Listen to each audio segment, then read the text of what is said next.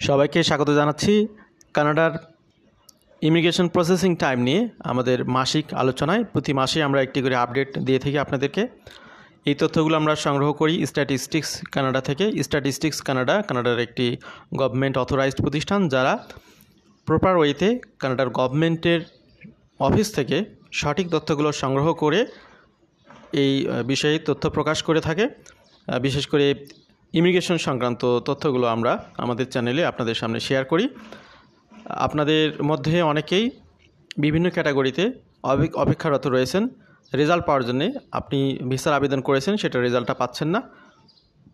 তো এখানে আমরা আলোচনা করে থাকি কানাডার যত ধরনের ভিসা আছে সকল ভিসার প্রসেসিং টাইমগুলো নিয়ে। Permanent resident visa, visit visa, এরপরে ওয়ার্ক পারমিট ভিসা, এরপরে স্টাডি পারমিট ভিসা। তো এখানে প্রসেসিং টাইমগুলো আপনারা অনেক সময় দেখবেন যে আপনি হয়তো কানাডা ইমিগ্রেশন ওয়েবসাইটে গিয়ে আপনি ওখানে গিয়ে সার্চ করলেন যে বর্তমান সময়ে ভিজিট ভিসার প্রসেসিং টাইম কত, সেখানে হয়তো বা 60 ডেজ দেখাচ্ছে। আপনি হয়তো আবেদন করেছেন আরও 4 মাস আগে, তো আপনার প্রসেসিংটা এখনও হয়নি, অথচ গভর্নমেন্ট ওয়েবসাইটে দেখাচ্ছে 60 ডেজ। এটার কারণটা কি? এটার জন্য ওয়ারিড হওয়ার কোনো কারণ নেই। এতটুকুই ওয়ারিড হবেন যে আপনি হয়তো শিডিউল টাইমে কানাডাতে যেতে পারতেছেন না, কিন্তু আপনার যদি অ্যাকনোলেজমেন্ট আপনি পেয়ে থাকেন সাবমিশন লেটারের, তাহলে অবশ্যই আপনি রেজাল্ট টুডে অর টুমোরো পাবেন। এই কথাটি আগে বলেছি, এখনও বললাম, কারণ মাঝে মাঝেই আপনারা প্রশ্ন করেন যে ভাই 3 মাস আগে আবেদন করেছি, বায়োমেট্রিক দিয়েছি 3 মাস আগে, এখনও রেজাল্ট পাচ্ছি না। তাদেরকেই বলতেছি যে এই ধরনের বিষয়গুলো অস্বাভাবিক না। কারণ হচ্ছে কানাডার ইমিগ্রেশন ডিপার্টমেন্ট তারা সকল ভিসার প্রসেসিংগুলো স্ট্যান্ডার্ড টাইমের মধ্যে করতে পারে না, এবং এই স্ট্যান্ডার্ড টাইমের মধ্যে করতে না পারার রেশিওটা কখনো কম কখনো বেশি এভাবেই কিন্তু হয়ে থাকে।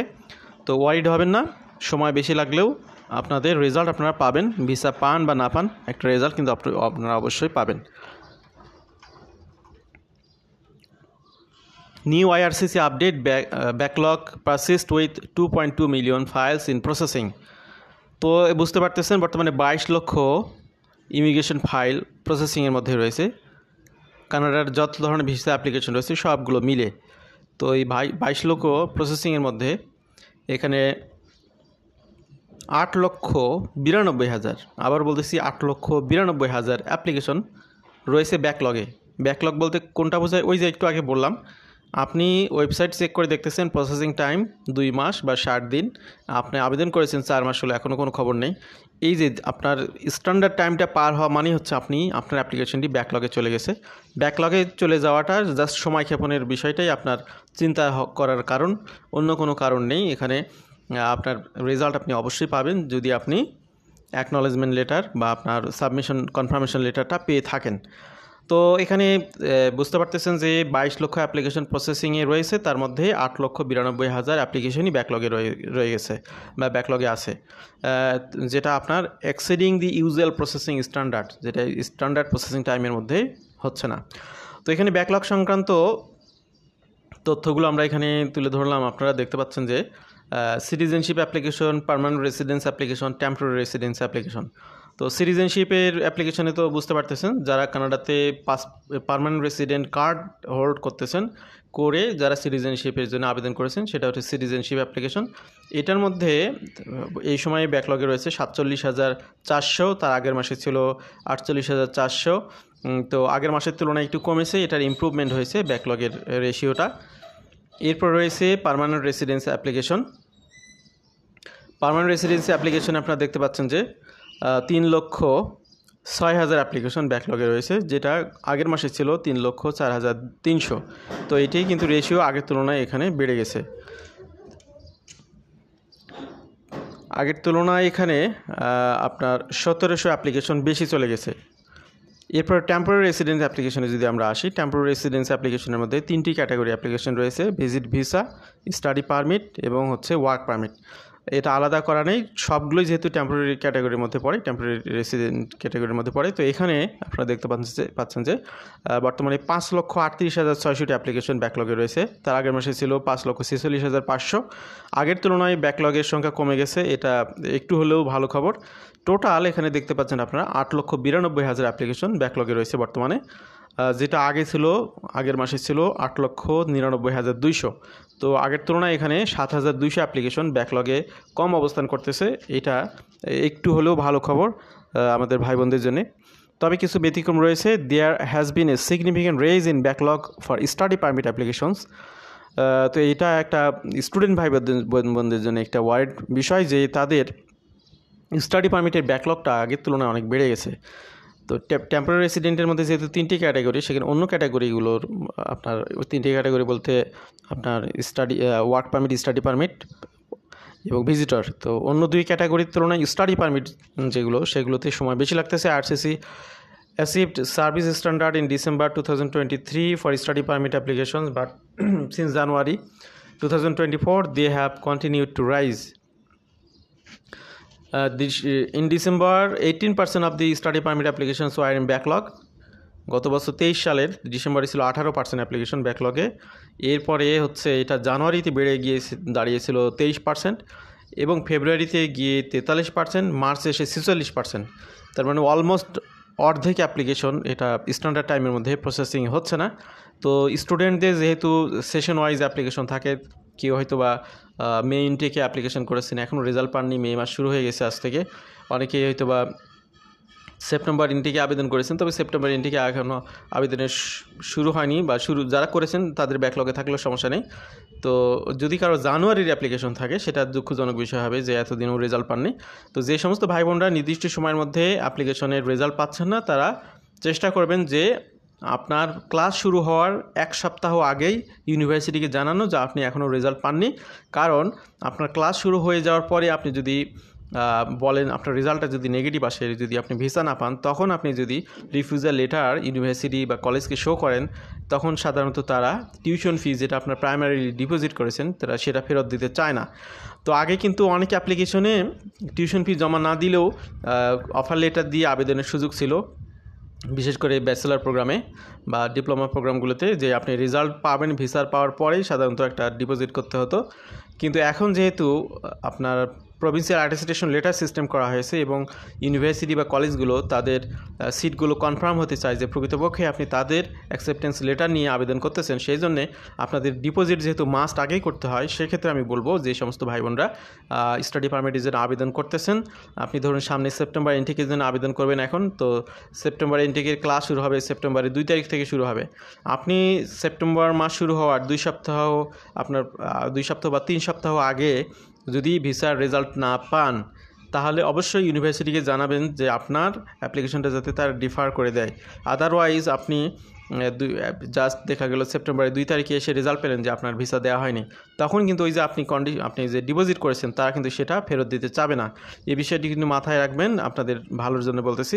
তো স্টুডেন্ট ভাই বোনদেরকে একটু বেশি ফোকাস করে ফেললাম, যেহেতু তাদের ব্যাকলগের রেশিওটা অনেক বেশি বেড়ে গেছে রিসেন্ট টাইমে 46% পর্যন্ত। এই জন্যে অন্য ভাই বোনরা মন খারাপ করবে না, কারণ যেহেতু সবার বিষয় নিয়ে আলোচনা করতেছি আজকে। এখানে একটা গ্রাফিক্যাল প্রেজেন্টেশন আপনারা দেখতে পাচ্ছেন যে এখানে 2022 থেকে 24 সালের percentage of backlog of study permits actual and projected.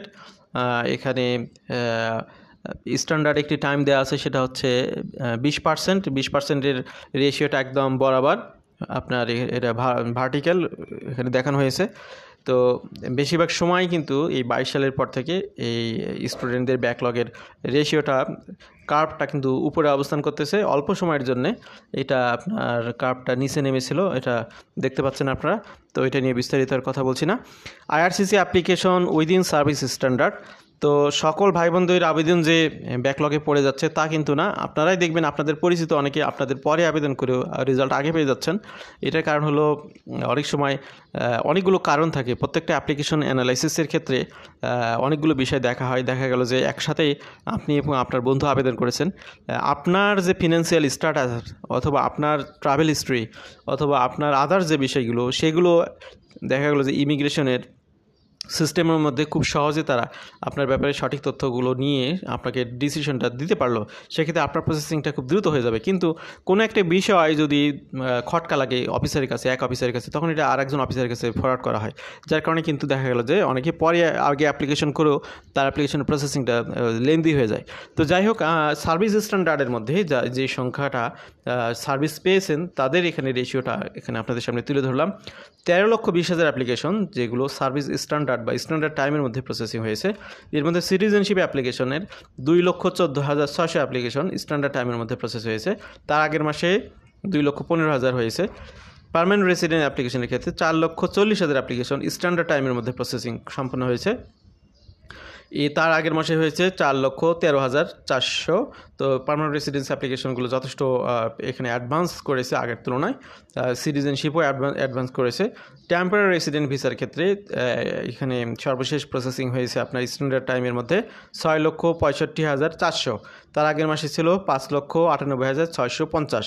তো এখানে টোটাল স্ট্যান্ডার্ড টাইমের মধ্যে সর্বশেষ স্ট্যাটিস্টিক্যাল যে তথ্য তাতে দেখা যাচ্ছে 13,20,000 অ্যাপ্লিকেশন আপনার 22 লক্ষের মধ্যে 13,20,000 অ্যাপ্লিকেশন স্ট্যান্ডার্ড টাইমের মধ্যে যে সময় হওয়ার কথা যেটা ওয়েবসাইটে দেখায় সেই সময়ের মধ্যেই প্রসেসিং হয়েছে। তার আগের মাসে হয়েছিল 12,27,050। তো এখানে আপনার পজিটিভ দিক থেকে ইনক্রিজ হয়েছে 7.58%। তো এই হলো অবস্থা। এখানে ব্যাকলগের তথ্যগুলো আপনারা